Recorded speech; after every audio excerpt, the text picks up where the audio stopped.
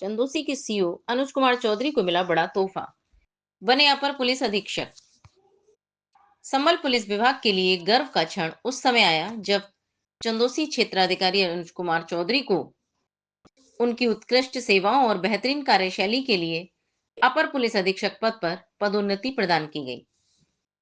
Police अधीक्षक संबल कृष्ण कुमार और अपर police अधीक्षक राजेश कुमार श्रीवास्तव ने औपचारिक कार्यक्रम में उन्हें रैंक प्रतीक अशोक स्तंभ लगाकर सम्मानित किया।